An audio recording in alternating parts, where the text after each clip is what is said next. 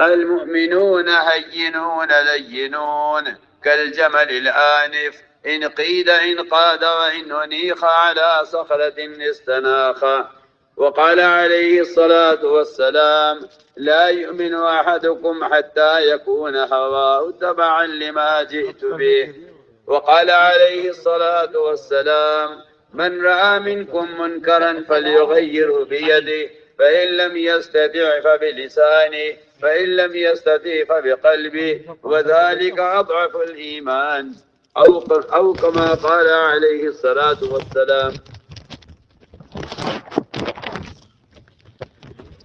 میرے انتہائی محترم بزرگوں، دوستو، عزیزو،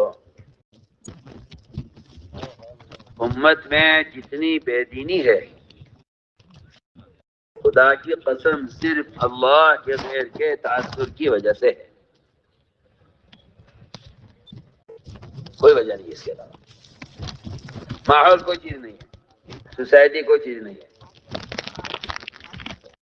خدا کی قسم قانون کوئی چیز نہیں ہے۔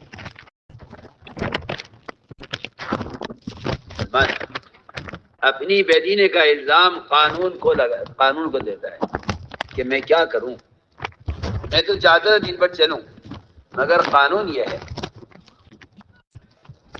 یہ تعجب ان لوگوں پر ہوتا ہے جو اللہ کے قانون کو تو کافر پر پیش نہیں کرتے، کافر کے قانون کو اللہ کے سامنے پیش کرتے ہیں۔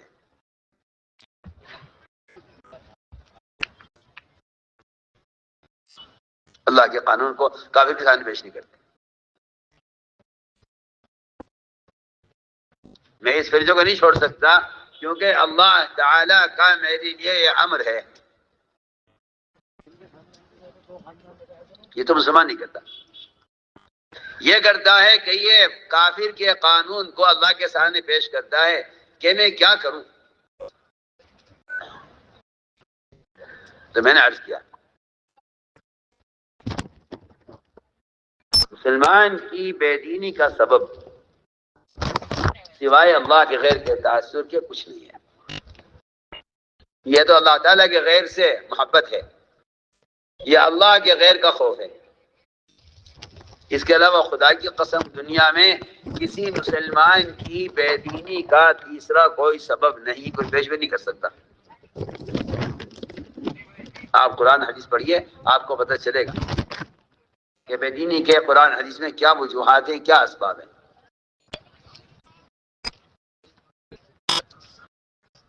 یہ غیروں سے محبت ہے، یہ غیروں کا تاثر ہے۔ ان دونوں چیزوں کو مسلمانوں کے دلوں سے، انسانیت کے دلوں سے نکالنے کے لیے انبیاء علیہ السلام کی بعثت ہوئی ہے۔ توحید کی دعوت کا جو اصل منشا تھا وہ اللہ کے غیر کا تاثر دلوں سے نکالنا تھا۔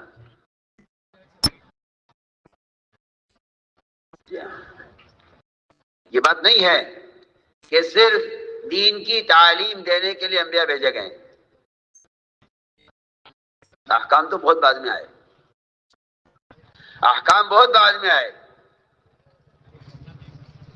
نماز کی تکمیل ہجرت کے بعد ہوئی ہے، تکمیل سوچیے آپ،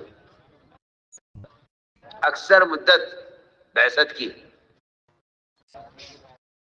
وہ مکہ مکرمہ میں گزر گئی۔ نماز کی تکمیل مدینہ منورہ میں ہوئی ہے ہجرت کے بعد۔ باقی احکام زکوٰۃ ہے، حج ہے، اور سارے فرائض ہیں، سارے احکام ہیں، سب بعد میں۔ سب سے پہلا کام یہ ہوا کہ ان کے دلوں سے اللہ کے غیر کا تاثر نکالو۔ اس لیے انبیاء علیہ السلام کی بعثت کا جو ایک اجتماعی کلمہ ہے، کلمہ لا الہ الا اللہ، یہ سارے انبیاء کے درمیان مشترک ہے، سب کی شریعتیں مختلف ہیں، سب کی شریعتیں مختلف ہیں، لیکن انبیاء علیہ السلام کے درمیان یہ کلمہ لا الہ الا اللہ مشترک ہے۔ وما ارسلنا من رسول الا نوحی الیہ انہ لا الہ الا انا فاعبدون. یہ سارے انبیاء کے درمیان کلمہ لا الہ الا اللہ مشترک ہے. اس لیے بڑی غور کرنے کی بات یہ ہے، اس زمانے کا مسلمان یہ سمجھتا ہے کہ اس کلمہ لا الہ الا اللہ کی محنت کا میدان اغیار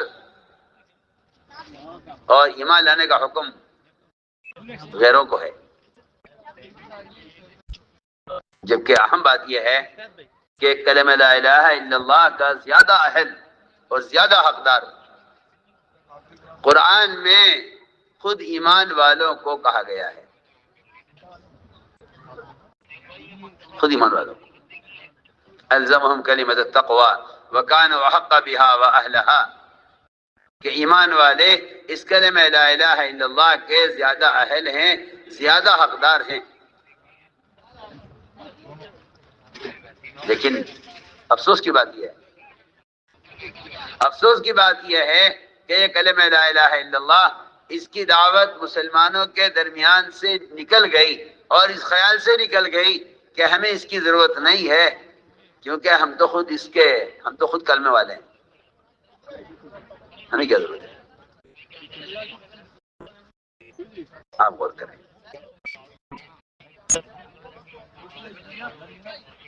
فرعون کو موسیٰ علیہ السلام صرف اتنا ہلکا سا کہہ رہے ہیں اللہ کا الہ تزکا کہ پاک ہونا چاہتے ہو.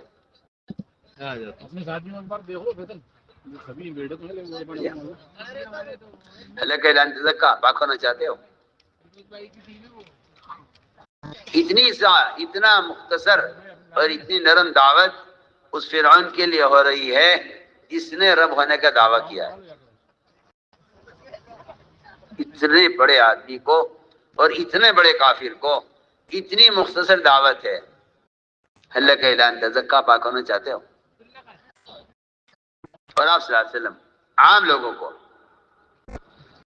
قولوا لا الہ الا اللہ تفلحوا، اتنی بات فرما رہے ہیں.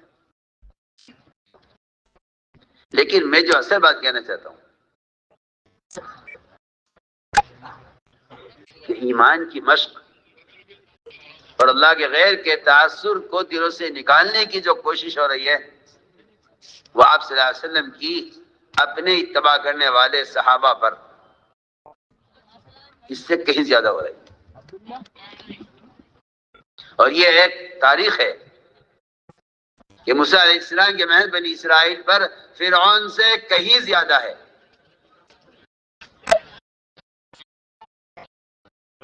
لیکن افسوس کی بات یہ ہے کہ اجتماعی طور پر کلمہ لا الہ الا اللہ مسلمانوں کی دعوت میں سے نکلا ہوا ہے، اجتماعی طور پر،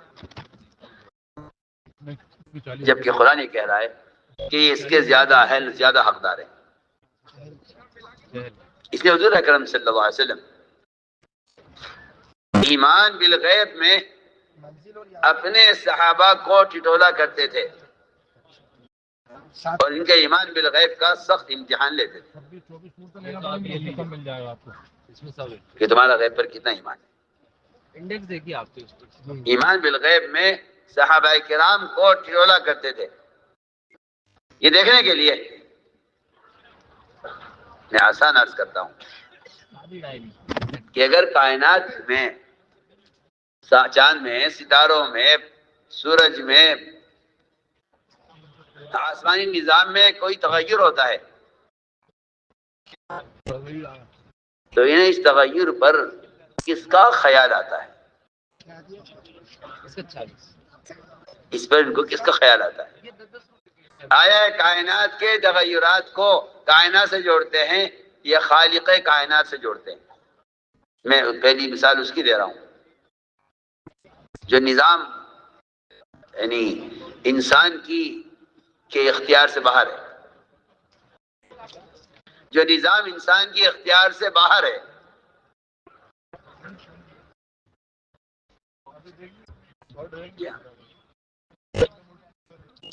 نمرود سے ابراہیم علیہ السلام نے جو سوال کیا تھا اس کی خدائی کو توڑنے کے لیے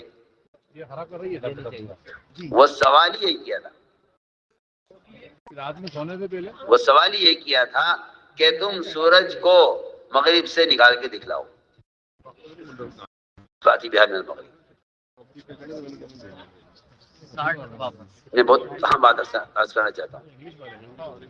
فاتح بہار من المغرب کہ اگر تم رب ہو تو پھر یہ کام کر کے دکھلاؤ، ہم دیکھتے ہیں کہ تمہاری ربوبیت کہاں تک ہے. تو میں عرض کرنا چاہتا ہوں کہ نظام فلکیات میں جو تبدیلیاں ہوتی ہیں، تو سورج کی حرکتیں ہوں یا ستاروں کا چھپنا اور روشن ہونا ہو، ان تغیرات میں حضور اکرم صلی اللہ علیہ وسلم اپنے صحابہ کے ایمان کو ٹٹولتے تھے کہ ان کا عقیدہ اور ان کے دل کا خیال کیا ہے. یہ نہیں کہ آدمی کچھ بھی سوچ لے، انسان کچھ بھی سوچ لے، یہ بات نہیں ہے. کائنات میں کوئی تغیر ہوتا ہے تو مومن کا خیال، مومن کی رائے اور مومن کی توجہ کس طرف ہوتی ہے، مومن اس تغیر کو کدھر منسوب کرتا ہے. یہ میں بہت بنیادی بات عرض کرتا ہوں.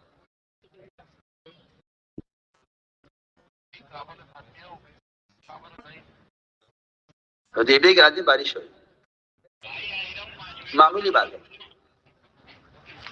ماہر موسمیات اس کی کوئی وجہ بتا دیں گے، سردی ہوگی تو اس کی کوئی وجہ بتا دیں گے، گرمی ہوگی تو اس کی کوئی وجہ بتا دیں گے، زلزلے آئیں گے اس کی کوئی وجہ بتا دیں گے.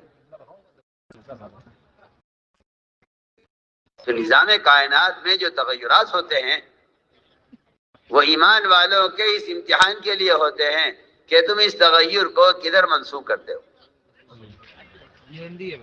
اللہ کی طرف یا غیر اللہ کی طرف. اللہ مجھے معاف فرمائے. اللہ اکبر. جو لوگ سائنس پڑھتے ہیں، سائنس ان کو اس بات کی باقاعدہ تعلیم دیتی ہے کہ نظام کائنات سے چل رہا ہے. یہ میں آپ سے بہت بنیادی بات کیا، یہ خلاصہ ہے. یہ خلاصہ ہے. سائنس کا مطلب ہے اس بات کی تحقیق کرنا کہ یہ جو تغیر ہوا ہے اس تغیر کا سبب کہاں ہے. اسباب میں تغیر کا سبب تلاش کرنا، کائنات کی شکلوں میں تغیر کا سبب تلاش کرنا، یہ میں کہتا ہوں آپ سے یہ سائنس کا خلاصہ ہے.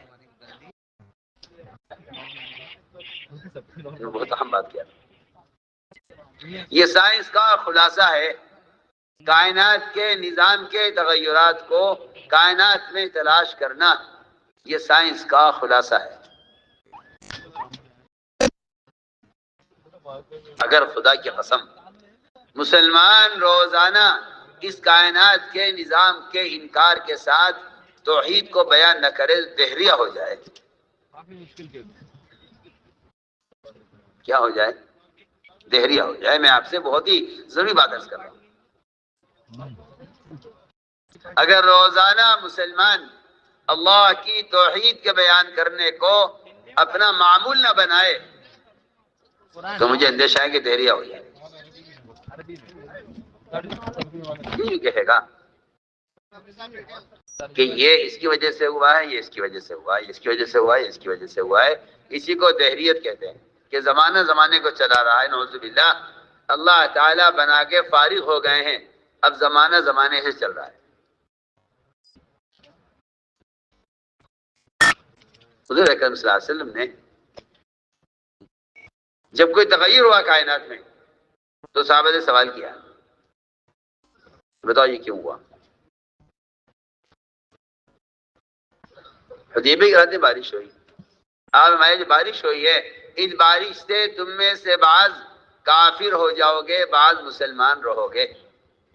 صحابہ گھبرا گئے سن کر کہ اصلا ہم کیسے کافر ہو جائیں گے، ہم تو آگ سے نکل کر اسلام میں آئے ہیں، ہم دوبارہ آگ میں کیسے چلے جائیں گے.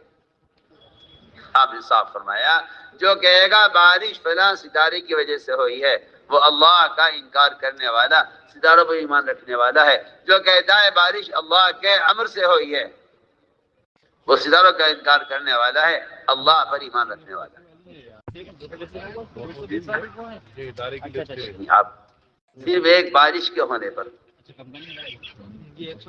اپنے صحابہ کے ایمان کو ٹٹول رہے ہیں کہ دیکھیں ان کا کیا خیال ہے۔ آیا بارش کے ہونے کو صرف اللہ کی ذات کی طرف منسوب کرتے ہیں، یہ اللہ کے غیر کی طرف۔ جی صاحب ہے اس کا اگلی بات یہ ہے، حافظے والا ہے، بالکل ہے ہمارے پاس۔ اگلی بات یہ ہے کہ جو انسانوں کو اپنے تجربات سے شکلیں اور چیزیں نظر آتی ہیں، ہم نے بھی یہی استعمال کرا تھا حافظے میں، وہ ان کے تجربات بھی ان کو اللہ سے ان کے رخ کو پھیر دیتے ہیں۔ کلر کوڈڈ تجویز کوڈڈ چاہیے، میاں وہ نہیں ہے تجویز۔ ایک شکل کا تجربہ ہوا، مساجد میں مل جائے گا 250 کا۔ ایک شکل کا تجربہ ہوا، پھر یہ شکل، یہ تجربہ اس شکل کے ایسا تابع کر دیتا ہے کہ پھر یہ اپنے منافع کو بھی اللہ کی طرف منسوب نہیں کرتے۔ اور یہاں تک میں جو اصل بات پہلی سے عرض کر رہا ہوں، اللہ کے غیر کا تعصب، وہ انسانی تجربات سے شکلوں کا وہ تعصر دل میں پیدا ہوتا ہے، شکلوں کا وہ تعصر دل میں پیدا ہوتا ہے جو اللہ کی طرف جانے سے روک دیتا ہے۔ میرا دل چاہتا ہے ہر مسلمان اس بات پر غور کرے کہ جب کوئی حلال، حرام، جائز، ناجائز کوئی سبب اختیار کرتے ہیں، اس سبب سے ایک مرتبہ کامیابی کا تجربہ ہو جاتا ہے، یا اس کامیابی کے تجربے کے پیچھے یہ ایسا لگتا ہے کہ پھر اس کا پہلا قدم رب الاسباب کی طرف نہیں اٹھتا، اس کا پہلا قدم اسباب کی طرف اٹھتا ہے۔ میرا دل چاہتا ہے کہ میں اس کی مثال پیش کروا، ریڈ کلر کے اس پہ کیمل بنا ہوا ہے، اور یہ مثالیں انبیاء علیہ السلام میں ملیں گی، یہ مثالیں انبیاء علیہ السلام میں ملیں گی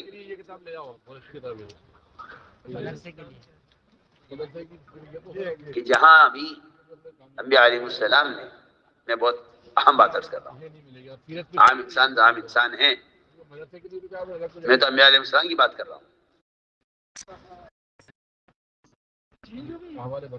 کیا مومن کا تھا؟ میں پہلی بات عرض کرتا ہوں، کیا چینج ہوا ہے بتائیے؟ اگر کسی بات میں ہلکا سا شبہ یا بو بھی آتی ہو اس خیال کی کہ کیا اللہ تعالیٰ ایسا کر سکتے ہیں،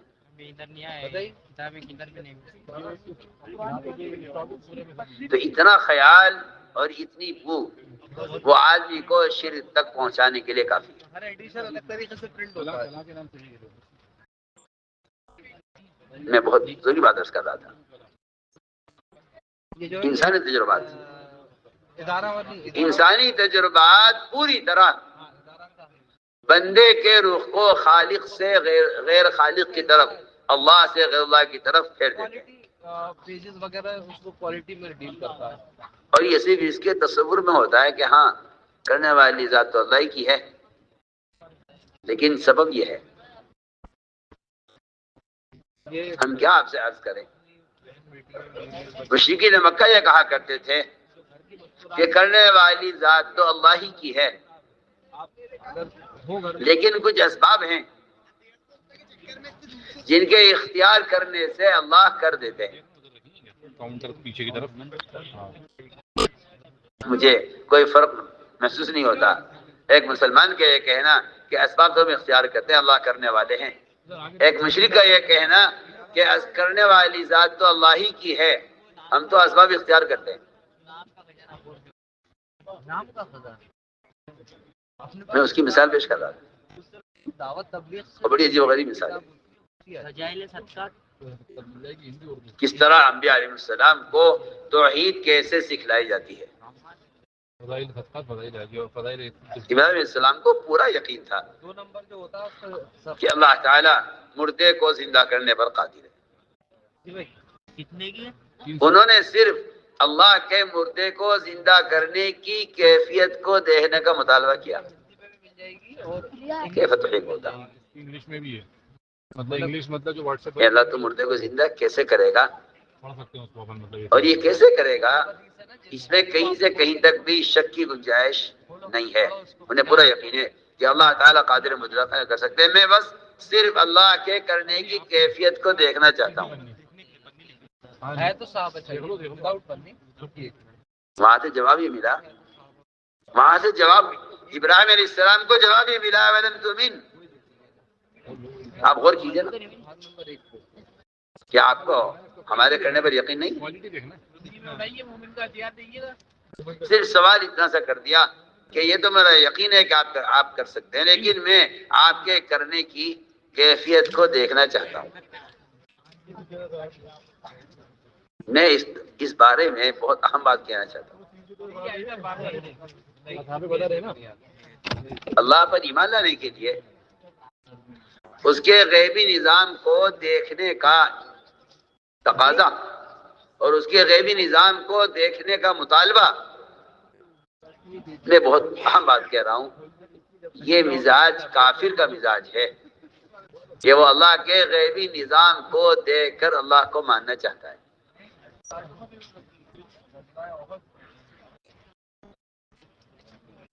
سوچیے آپ,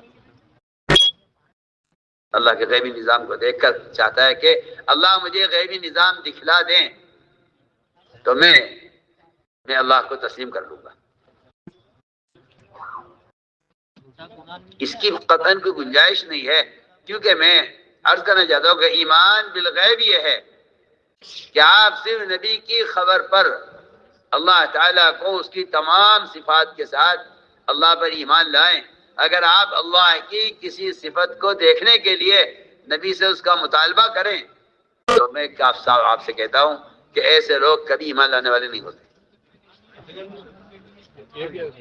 ایسے لوگ کبھی ایمان لانے والے نہیں ہوتے, کیونکہ ایمان بالغیب کا مطلب ہی یہی ہے کہ آپ کسی غیب کی چیز کے دیکھنے کا مطالبہ نہیں کریں گے.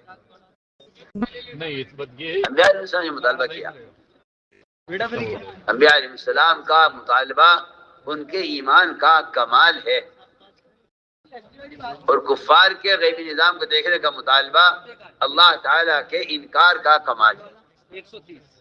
کافر کمال انکار کی وجہ سے مطالبہ کرتا ہے دیکھنے کا, انبیاء علیہ السلام کمال ایمان کی وجہ سے مطالبہ کرتے ہیں دیکھنے کا.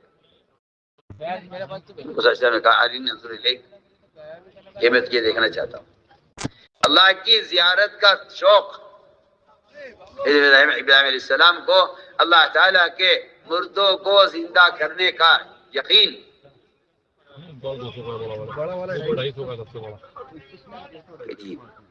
عین الیقین تو ہے, حق الیقین چاہتا ہوں, دیکھنا چاہتا ہوں.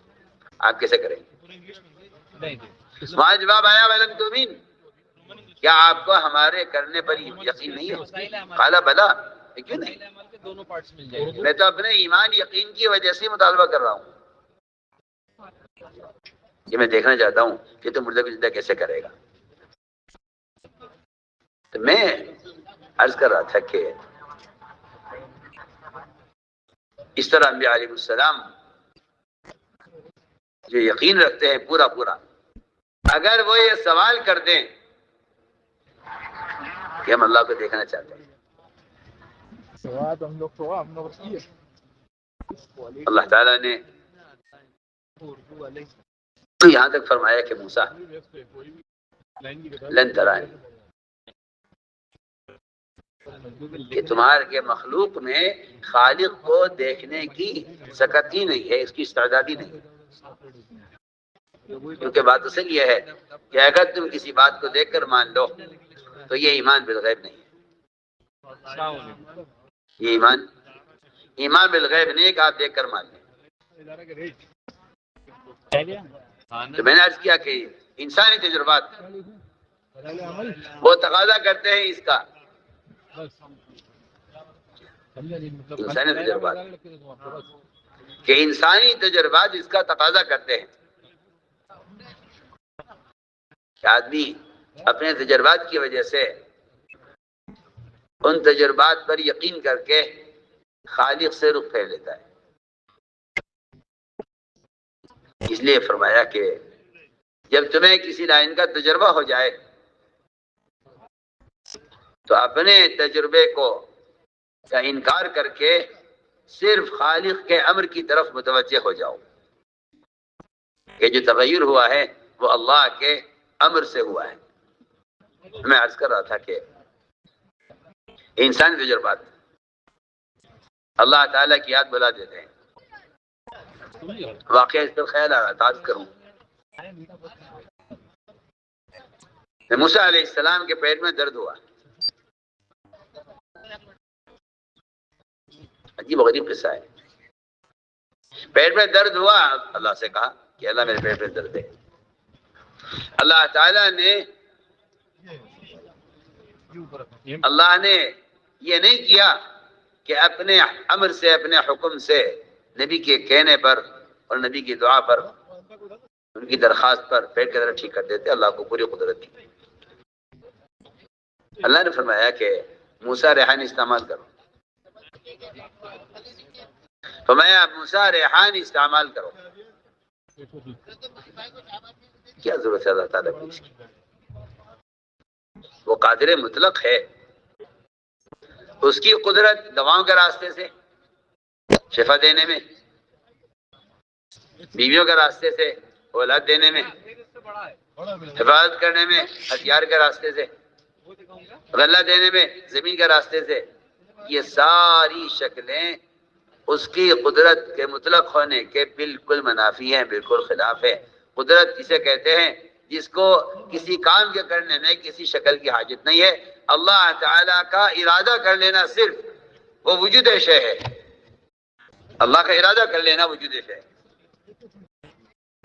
مخلوق کی صفت یہ ہے وہ کسی چیز کو لانے کے لیے کوشش کرے گا، لیکن نعوذ باللہ اللہ رب العزت کسی چیز کے وجود میں کے آنے میں اللہ تعالیٰ کا ارادہ کافی ہے، اس کا ارادہ کافی ہے۔ اللہ تعالیٰ کیا ضرورت تھی اس کی کہ موسیٰ علیہ السلام کے پیٹ کے درد کے لیے اللہ ریحان استعمال کرے؟ اللہ تعالیٰ انبیاء علیہ السلام کو بھی اسباب اس لیے دیتے ہیں تاکہ وہ یہ دیکھیں کہ یہ مجھے اس میں کتنا یاد رکھتے ہیں۔ اللہ انبیاء علیہ السلام کے اسباب اس لیے دیتے ہیں، اللہ دیکھنا چاہتے ہیں کہ مجھے اس میں کتنا یاد رکھتے ہیں۔ چنانچہ موسیٰ علیہ السلام سے اللہ نے فرمایا موسیٰ ریحان استعمال کرو، اور ریحان استعمال کیا۔ ریحان استعمال کیا، پیٹ کا درد فوراً ٹھیک ہو گیا۔ میں بہت اچھی مثال آپ کو دے رہا ہوں، یہ بات نبی کے تجربے میں آ گئی، اور اس سے اچھا نسخہ ہوگا کیا جو خود اللہ تعالیٰ بیان فرما رہے ہیں؟ سوچیے آپ، اس سے اچھا کیا نسخہ ہوگا جو اللہ تعالیٰ خود بیان فرما رہے ہیں؟ آپ دیکھیے کتنے مریض ایسے ہیں جو بعض ڈاکٹروں کی تعریف کرتے ہیں، کتنے مریض ایسے ہیں جو بعض اطباء کی تعریف کرتے ہیں، کتنے مریض ایسے ہیں جو بعض حکیموں کی اور وید اور جھاڑ پھونک کرنے والوں کی تعریف کرتے ہیں۔ کتنے لوگ آپ کو ایسے ملیں گے کہ جی ہمارا تجربہ ہے، آپ آنکھ بند کر کے اس ڈاکٹر کو دکھلا لیجئے، مجھے پوری ملے گا، آپ کو شفا ہوگی۔ میرا تجربہ ہے، میرا تجربہ ہے، فلاں ڈاکٹر سے آپ ملیے، وہ آپ کا علاج کرے گا، میرا پورا تجربہ ہے۔ بعض تو بیچارے یہاں تک پہنچ جاتے ہیں اللہ نے فلاں ڈاکٹر کے ہاتھ میں شفا رکھی ہے۔ کتنی جرت کی بات ہے یہ کہنا، جبکہ شفا دینا قدرت کی ایسی صفت ہے جس پر غیر اللہ کو قدرت نہیں ہے۔ موسیٰ علیہ السلام کے پیٹ کا درد ٹھیک ہو گیا، پیٹ کا درد ٹھیک ہو گیا۔ اللہ کی شان، اللہ تعالیٰ ایمان والوں پر جو حالات لاتے ہیں تنگی کے، مالداری کے، فقر کے، بیماری کے، صحت کے، خوشیوں کے، غموں کے لاتے ہی اسی لیے ہیں کہ دیکھنا یہ ہے کہ میرا بندہ اس کے لیے کدھر قدم اٹھاتا ہے، کیا عمل کرتا ہے۔ موسیٰ علیہ السلام کے پیٹ میں اللہ نے دوبارہ درد پیدا کیا۔ ایسا نہیں ہے کہ حوادثات تو اتفاق سے ہوتے ہیں اور ان کا حل اور ان سے نجات اللہ تعالیٰ دیتے ہیں، ایسا نہیں ہے، بلکہ بیماریاں بھی وہی پیدا کرتا ہے، صحت بھی وہی دیتا ہے۔ اللہ نے دوبارہ درد پیدا کیا پیٹ میں۔ موسیٰ علیہ السلام کو خیال آیا کہ دوبارہ درد ہوا ہے، وہ جو بتایا ہوا تھا اللہ تعالیٰ نے ریحان، وہ ریحان استعمال کرنا چاہیے۔ دوبارہ ریحان استعمال کیا، پیٹ کا درد ٹھیک نہیں ہوا، پیٹ کا درد ٹھیک نہیں ہوا ریحان کے استعمال سے۔ اللہ سے کہا اے اللہ یہ کیا بات ہوئی، پہلے تو آپ نے ریحان استعمال کرنے کے لیے کہا تھا، میں ریحان استعمال کیا، درد ٹھیک ہو گیا تھا، اب دوبارہ درد ہوا ہے، میں ریحان استعمال کر رہا ہوں، پیٹ کا درد ٹھیک نہیں ہو رہا ہے۔ واہ کیا جواب ملا ہے وہاں سے۔ آیا کہ موسیٰ پہلے تم درد ہونے پر ہماری طرف آئے تھے، ہم نے کہا تھا ریحان استعمال کر لو، اب کہ تم سیدھے ریحان کی طرف چلے گئے، اب کہ تم سیدھے ریحان کی طرف چلے گئے۔ تو میں عرض کرنا چاہتا تھا کہ معمولی ضروریات میں اور معمولی مسئلوں میں بھی اللہ تعالیٰ کی توحید کا امتحان ہوگا کہ آپ کو اللہ تعالیٰ کی وحدانیت پر اور اس کے فعال ہونے پر اور اس کے قادر مطلق ہونے پر مومن کو کتنا یقین ہے۔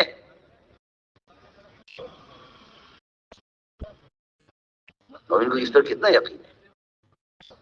اس لیے اللہ تعالیٰ مختلف حالات میں مومن کو ڈال کر اس کے ایمان کا امتحان لینا چاہتے ہیں کہ یہ ان اسباب میں ہمیں کتنا یاد رکھتا ہے۔ اسی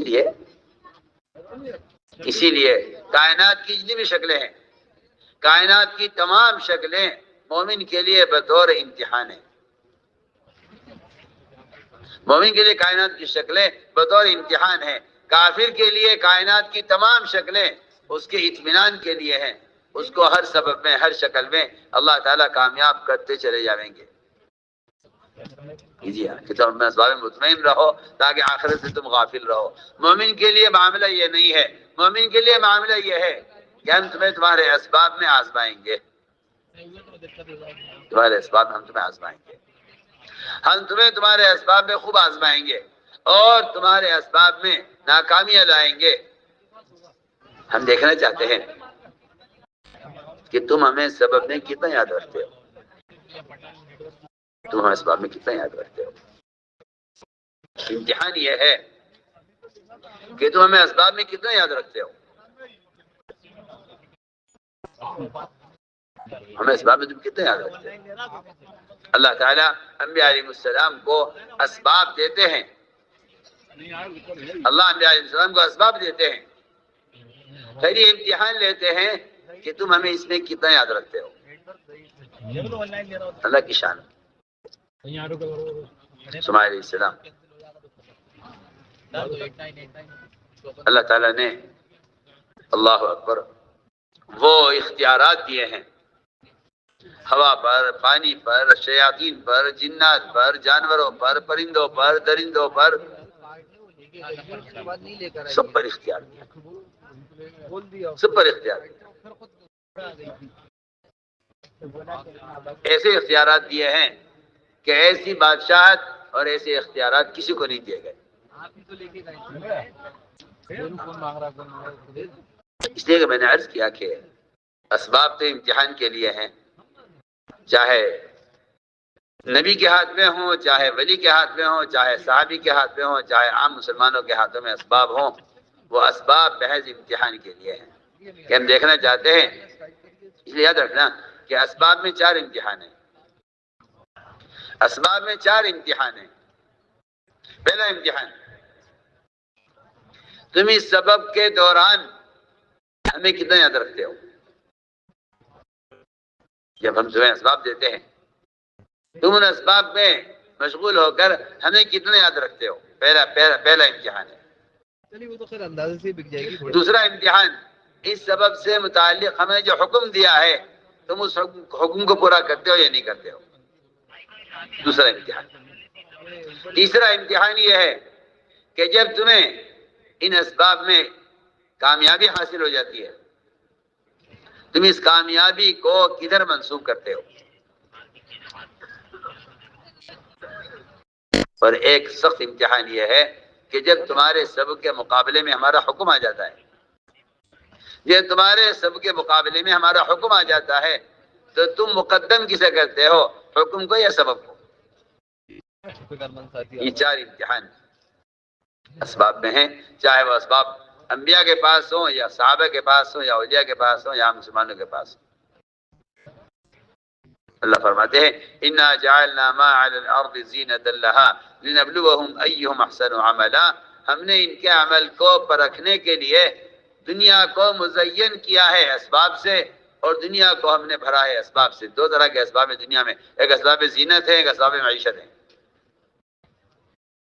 اسباب زینت, اسباب معیشت, کمانے کے اسباب, اور ایسے خوبصورت اور مزین چیزیں ہیں کہ جن کو دیکھنے میں بندہ اللہ تعالیٰ سے اس کے حکم سے غافل ہو جاتا ہے. آپ غور کریں, اللہ تعالیٰ نے سلیمان علیہ السلام کو وہ کچھ دیا جو کسی کو نہیں دیا. پھر امتحان لیا کہ یہ ہمیں کتنے یاد رکھتے ہیں. اللہ نے ایسے گھوڑے پیدا کیے جو انتہائی خوبصورت, ہوا میں اڑنے والے اور سمندروں میں تیرنے والے, اس سے پہلے کبھی تھے نہ اس کے بعد کبھی ہوئے. سلیمان علیہ السلام ان گھوڑوں کو دیکھ رہے تھے, ان پر ہاتھ پھیر رہے تھے, اور ان کے بال ریشم سے زیادہ نرم, ان کو دیکھنے میں مشغول تھے. دیکھ رہے تھے اللہ کی قدرت, کہ اللہ کی قدرت کو تو ضرور دیکھنا مگر اللہ کے تاثر کے بغیر مت دیکھنا. ابراہیم علیہ السلام نے جو راستہ دکھلایا تھا وہ یہ دکھلایا تھا کہ نظام آسمانی نظام میں جتنے تبدیلیاں ہیں ان میں سے ہر شکل کا انکار کرتے رہے تو اللہ تک پہنچ جاؤ گے, اور اگر کسی شکل میں گم ہو گئے تو تم اللہ تک نہیں پہنچ سکتے. جی اللہ تعالیٰ بریک رحمت کرے اللہ اقبال کو کہ وہ دو لفظ میں بتلا گئے کہ مومن کافر کے درمیان فرق کیا ہے.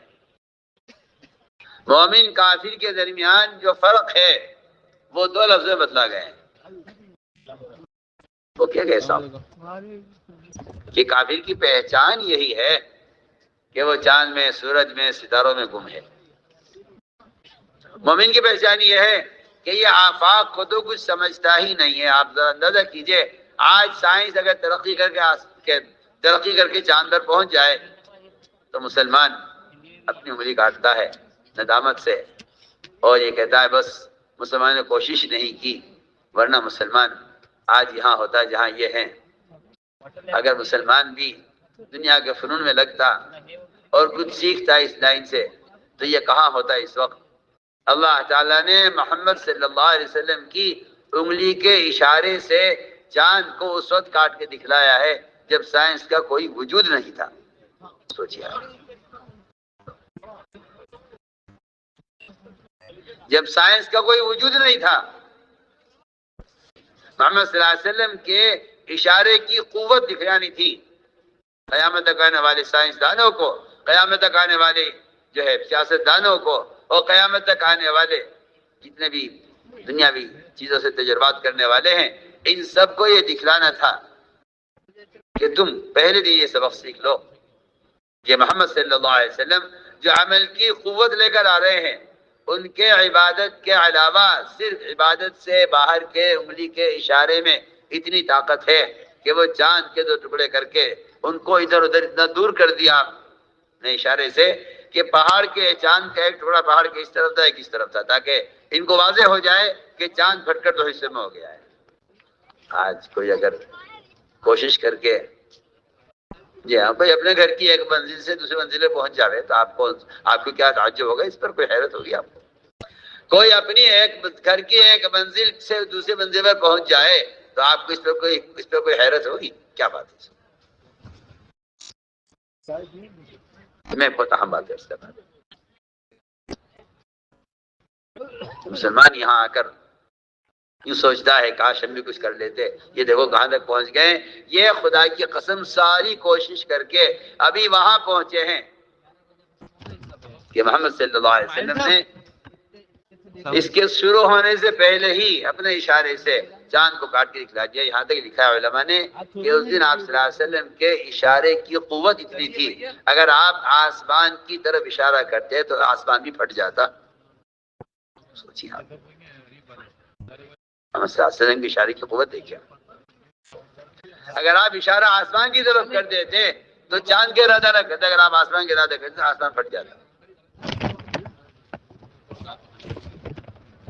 میں عرض کرنا چاہتا ہوں یہ کافی کی پہچان ہے کہ یہ بیچارہ فلکیات میں اور چاند سورج میں گم ہو کے رہ گیا ہے۔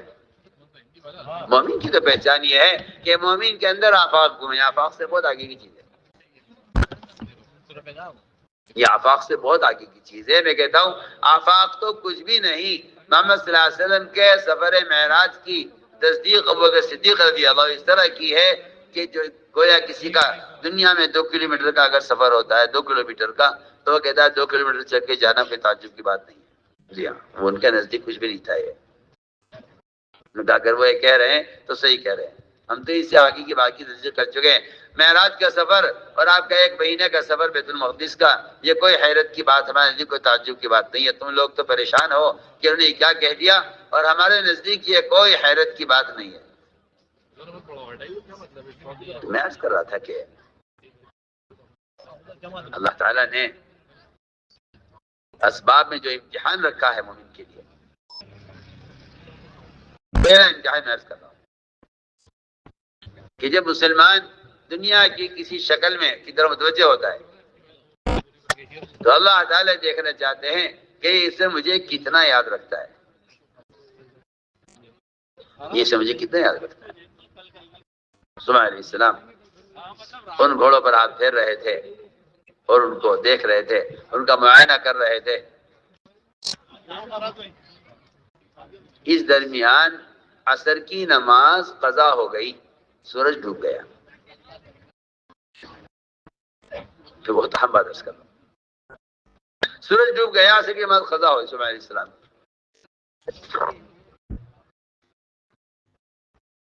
جی ہاں وہ اس کو دیکھنے میں لگے، سورج ڈوب گیا۔ انہیں عصر کی نماز کے قضا ہونے کا اتنا غم تھا کہ تلوار لی اور یہ گھوڑے کاٹ کے ختم کر دیے، اور یہ کہا کہ جو چیز اللہ کی یاد سے غافل کرے اس کو ختم کر دینا چاہیے۔ تلوار لی، سارے گھوڑے کاٹ ڈالے،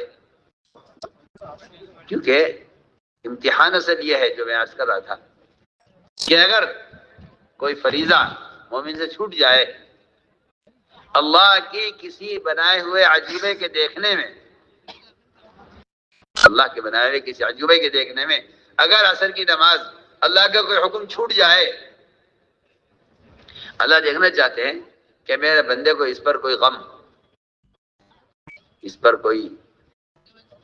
اسے کوئی رنج ہوتا ہے یا نہیں، یا اس کو کتنا بڑا نقصان سمجھتا ہے۔ سلیمان علیہ السلام نے تلوار لی اور گھوڑے کاٹ کے ختم کر دیا۔ کہا کہ جو چیز اللہ کی یاد سے غافل کرے، اللہ کی شان اللہ نے دیکھ لیا۔ سلیمان علیہ السلام کو ان عصر کی نماز کے قضا ہونے کا اتنا غم ہے کہ انہوں نے گھوڑوں کو کاٹ کے ختم کر دیا۔ اللہ نے سورج کو واپس نکالا کہ مجھے تو آج کی عصر کی نماز چاہیے۔ سلیمان علیہ السلام کو آج کی عصر کی نماز چاہیے، اللہ نے سورج کو واپس نکالا، سلیمان علیہ السلام نے عصر کی نماز ادا کی، سورج غروب ہوا۔ سوچیے، عصر کی نماز ادا کی، پھر سورج غروب ہوا. یہ تو نبی تھے علیہ السلام، یہ تو نبی تھے. اللہ اکبر. محمد صلی اللہ علیہ وسلم کا ایک عام صحابی، نہ ابو بکر نہ عمر نہ عثمان نہ علی رضی اللہ عنہ اجمعین، لیکن ایک عام صحابی اپنے باغ میں نفلیں پڑھ رہے تھے. 50,000 کا باغ، 50,000 کا باغ، اس میں نفلیں پڑھ رہے تھے. ظاہر بات ہے کہ اس باغ پر پورے خاندان کا گزارا تھا. وہ ایک سب ان کے پاس تھا جس سے اپنے پورے خاندان کی پرورش کرتے تھے. نفلیں پڑھتے پڑھتے نظر پڑی ایک پرندے پر جو انگور کی بیل سے انگور کھا رہا تھا. اس کا اتنا خوبصورت منظر تھا دیکھنے کا کہ ادھر اللہ تعالیٰ کی قدرت اس خوبصورت پرندے پر، اور ادھر اس کی قدرت اس انگور کے دانے کے پیدا کرنے پر. اس کے بنائے ہوئے اس نظام کو دیکھا اور یاد نہیں رہا کہ رکعت کون سی ہے. یاد نہیں ہے کہ رکعت کون سی، صرف نفلیں. یاد نہیں رہا رکعت کون سی تھی. ہمارے جیسا مولوی کوئی ہوتا وہاں تو وہ 10 باتیں بناتا، کہتا یہ تو نفلیں ہیں، کوئی فرض تو ہے نہیں، تو پریشان کیوں ہو رہے ہو. اور دوسری بات یہ کہ اگر نفلیں بھی ہیں تم اپنے ظن غالب پر دیکھ لو، تمہارا اگر غالب گمان یہ ہے کہ 4 ہو گئے سلام پھیر دو، 3 ہو گئے تو ایک اور پڑھ لو. ظن غالب تو عمل کر لو، اور چھوڑو بھی کیا پریشانی ہے، دوبارہ دوہرا لو. انہوں نے کہا نہیں، جو چیز اللہ کی یاد سے غافل کرے اس کو چھوڑ دینا چاہیے. یہ صحابی باغ سے باہر نکل آئے، بیوی سے کہا کہ باغ ہم نے چھوڑ دیا ہے، یہ باغ ہم نے صدقہ کر دیا ہے، کیونکہ اس نے ہمیں نماز میں اللہ کی یاد میں خلل پیدا کیا ہے، اس نے اللہ کی یاد بلائی ہے. آپ اس سے ذرا اندازہ کر لیں. جنہیں معلوم ہے، جن لوگوں کو معلوم ہے کہ کاروبار حرام ہو رہا ہے، جنہیں خبر ہے کہ سودی کاروبار کر رہا ہوں. اللہ اکبر. آپ سوچئے، جب آدمی غور کر طے کر لیتا ہے کہ بس اس سبب سے میرا یہ عمل ہونا ہے، تو وہ احکام کو ایسا بھلا دیتا ہے. وہ باغ جس پر پورے خاندان کا گزارا تھا، اس باغ کو ایک ایک چھوڑ دیا کہ اس نے میری نفل نماز میں خلل پیدا کیا ہے، اس نے مجھے اللہ کی یاد بلائی ہے. بتائیے تو صحیح، جو اپنے کاروبار میں اپنی تجارتوں میں وہ اللہ تعالیٰ کے احکام کو جان بوجھ کر توڑ رہے ہیں، وہ کتنی بڑی غفلت میں ہوں گے. جب صحابی اس کو غفلت کہہ رہے ہیں کہ مجھے نفل رکعت یاد نہیں رہی اس پرندے کو دیکھنے میں، آپ اندازہ کر لیجئے کہ صحابہ کے زمانے میں اسباب کے شکلوں کے مقابلے میں نماز کا کیا درجہ تھا. وہاں نفل نماز کا مقابلہ باغ سے ہو رہا ہے، اور یہاں سلیمان علیہ السلام کے عصر کی نماز جس کی اہمیت سب نمازوں میں زیادہ بیان کی گئی ہے، وہ اپنی عصر کی نماز ان کی قضا ہوئی ہے. ان گھوڑوں کو دیکھنے میں انہوں نے گھوڑے کاٹ ڈالے، وہاں سورج واپس نکل آیا. یہاں صحابی نے باغ چھوڑا ہے، حالانکہ سلیمان علیہ السلام نے گھوڑے تجارت کے لیے نہیں تھے، زینت کے لیے تھے. یہاں باغ وہ زینت کے لیے نہیں ہے، وہ ضرورت کے لیے ہے. تو سوچیے تو صحیح، اگر سلیمان علیہ السلام کے لیے وہ سورج واپس آ سکتا ہے، اگر محمد صلی اللہ علیہ وسلم کا ایک امتی، اگر محمد صلی اللہ علیہ وسلم کا ایک امتی نفل نماز کے لیے یہ قدم اٹھاتا ہے اور اپنے سبب کو چھوڑتا ہے، تو پھر اللہ تعالیٰ ایسے صحابہ کے ساتھ غیبی کیا مددیں کرتے ہوں گے، اس کا اندازہ کر لینا چاہیے. وہاں سلیمان علیہ السلام نے عصر کی نماز کی قضا ہونے کی وجہ سے گھوڑوں کو کاٹا ہے جو زینت کے لیے تھے، یہاں انہیں ایک بڑا باغ چھوڑا ہے جو ضرورت کے لیے تھا. میں عرض کر رہا ہوں کہ اسباب میں امتحانات ہیں. تم ہمیں کتنا یاد رکھتے ہیں؟ پہلا امتحان، اس امتحان میں کامیاب ہو جاتا ہے کہ اگر اس سے حکم چھوٹ گیا تو وہ اپنے آپ کو اتنی ملامت کرے، اتنا شرمندہ ہو کہ اللہ تعالیٰ کو اس پر رحم آ جائے. اس لیے اللہ تعالیٰ کا نظام ہے کہ اللہ تعالیٰ ندامت والوں کو نوازتے ہیں، ڈرنے والوں کو نوازتے ہیں، اور اڑنے والوں کو اللہ محروم کر دیتے ہیں۔ جو گناہ کر کے ڈر جاتے ہیں اللہ ان کو نواز دیتے ہیں، جو گناہ کر کے اڑ جاتے ہیں اللہ تعالیٰ ان کو محروم کر دیتے ہیں۔ میں نے عرض کیا پہلا امتحان کہ ہم نے دنیا کو مزین کیا ہے شکلوں سے، آپ اس میں ہمیں کتنا یاد رکھتے ہیں۔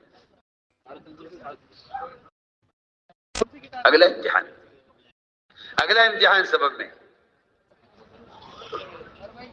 اگلا امتحان سبب میں یہ ہے کہ جب آپ کسی سبب کو اختیار کرتے ہیں تو آپ اس کو ہماری چاہت پر موقوف کرتے ہیں یا نہیں۔ دیکھو اللہ اکبر، سلیمان علیہ السلام نے ارادہ کیا کہ اپنی اولاد سے 100 مجاہد اللہ کے راستے گھڑ سوار تیار کریں۔ یہ ارادہ کیا، ارادہ خیر ہے۔ لوگ کہتے ہیں ارادہ خیر میں تو اللہ کی مدد ہوتی ہی ہے، ارادہ خیر میں تو اللہ کی مدد ہوتی ہی ہے۔ یہ ارادہ کیا کہ اپنی بیویوں سے 100 بیویاں، 100 بیویاں صحت مند خوب اولاد پیدا کرنے والی خوب صحت مند بیویاں، 100 بیویاں۔ کسی کی 2 بیویاں ہوتی ہیں، ایک سے اولاد ہو ہی جاتی ہے، کسی کی 2 بیویاں ہو تو ایک سے اولاد ہو جاتی ہے، وہاں 100 بیویاں، 100 بیویوں سے صحبت کی اس ارادے پر کہ مجھے ان سے 100 بیٹے اللہ کے راستے کے مجاہد کو سوار تیار کرنے ہیں۔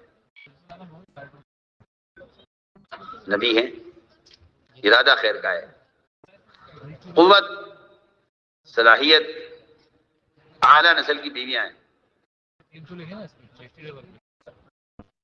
فرشتے نے یاد دلایا کہ سلیمان انشاءاللہ کہہ لو۔ اللہ تعالیٰ کو دعویٰ پسند نہیں ہے، اللہ کو دعویٰ پسند نہیں ہے۔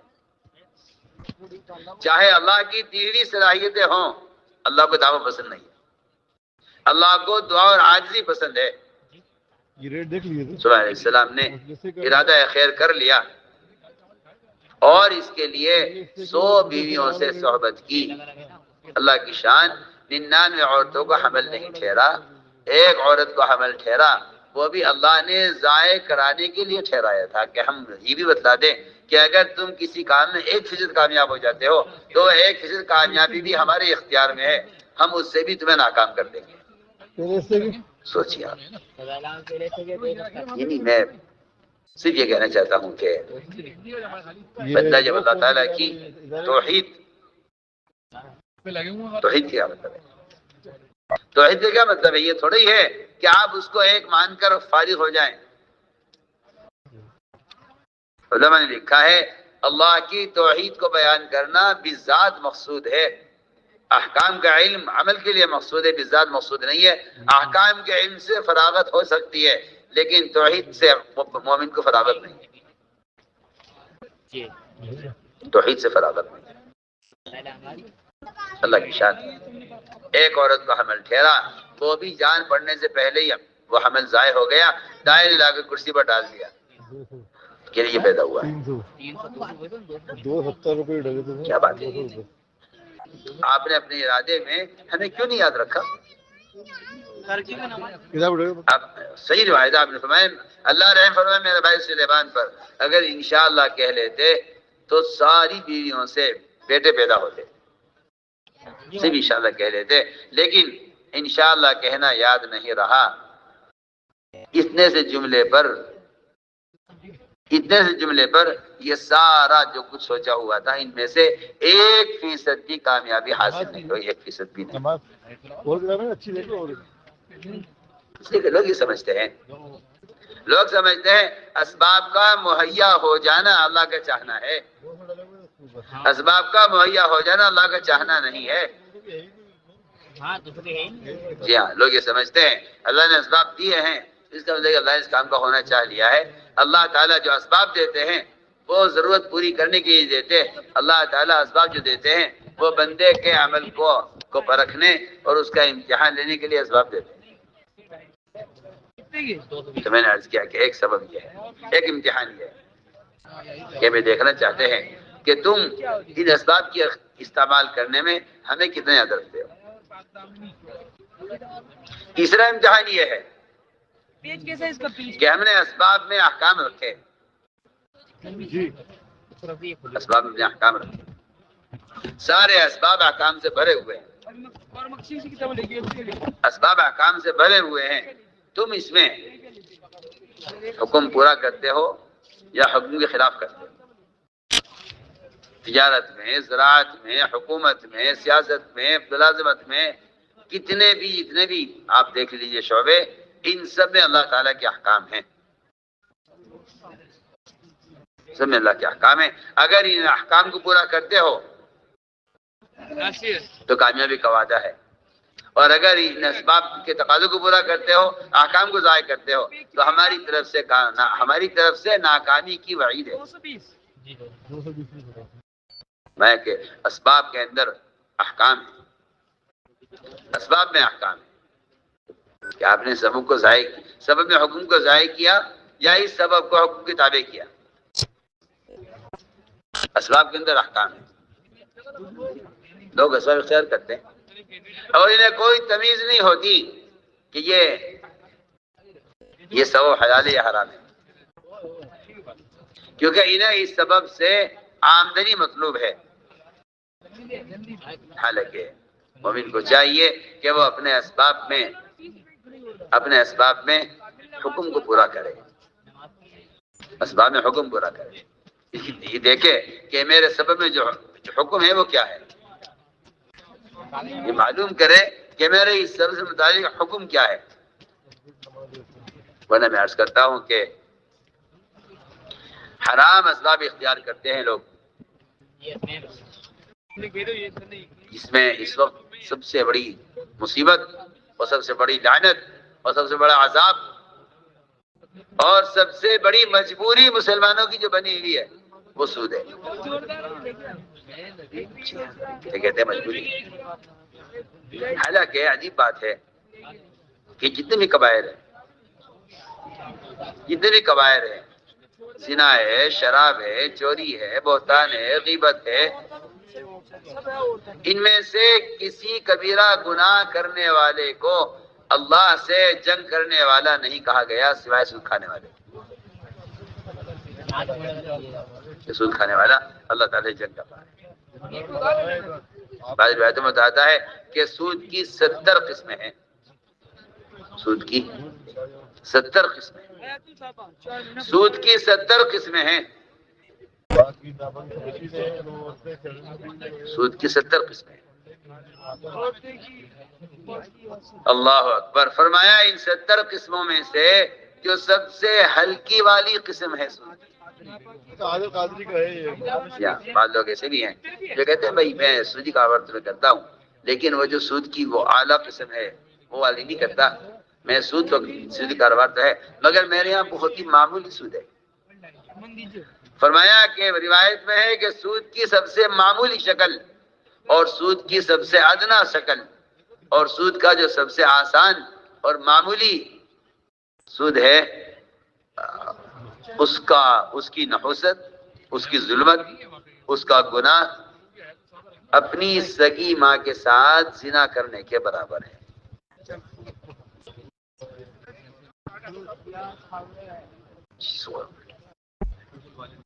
سگی ماں کے ساتھ، اپنی سگی ماں کے ساتھ زنا کرنے کے برابر ہے۔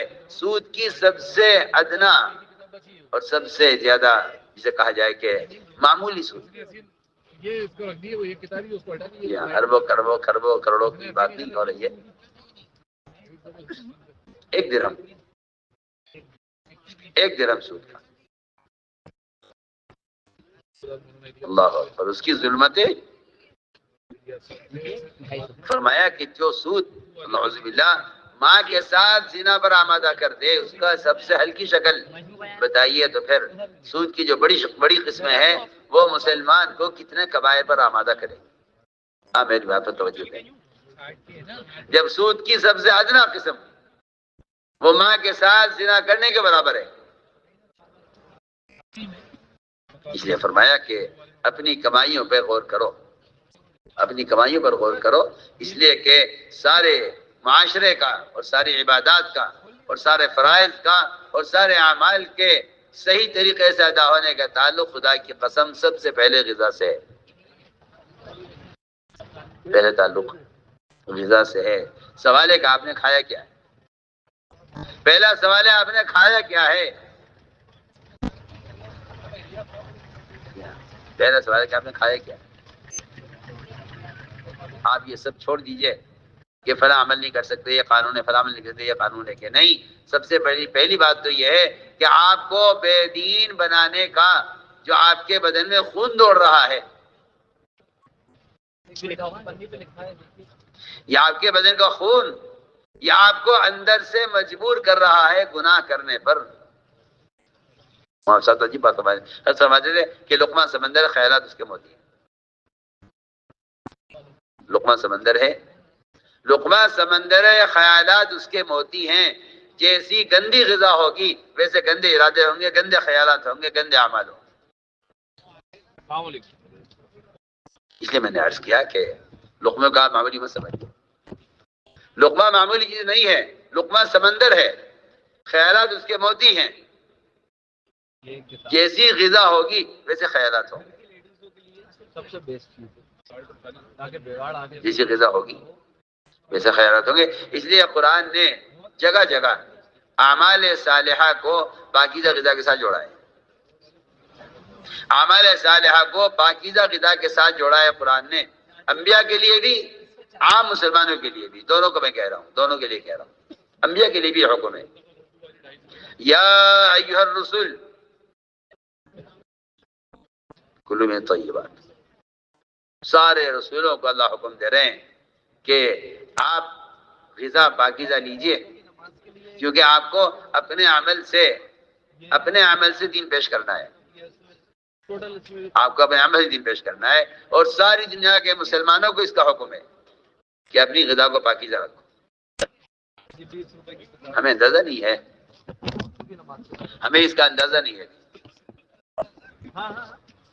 کہ سب سے زیادہ گناہوں میں مبتلا کرنے والی اور سب سے زیادہ اللہ کی یاد بھلانے والی اور اس کے احکام کو ضائع کرانے والی جو چیز ہے، سب سے پہلے وہ گندی غذا ہے، یہ سب سے پہلی چیز ہے،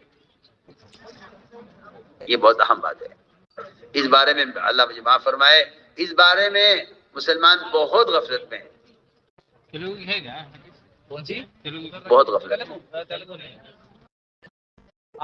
حالانکہ یہ سب سے پہلی شرط ہے، میں تو کہا کرتا ہوں کہ ایک آدمی اگر وضو کر لے نماز کے لیے یا جنابت کی حالت میں غسل کر لے، تو اس کے غسل، اس کے وضو سے اس کے بدن کا خدا کی قسم صرف ظاہر پاک ہوتا ہے، اندر کا خون جو گندا خون ہے ناپاک غذا سے، وہی سے پاک نہیں ہوتا۔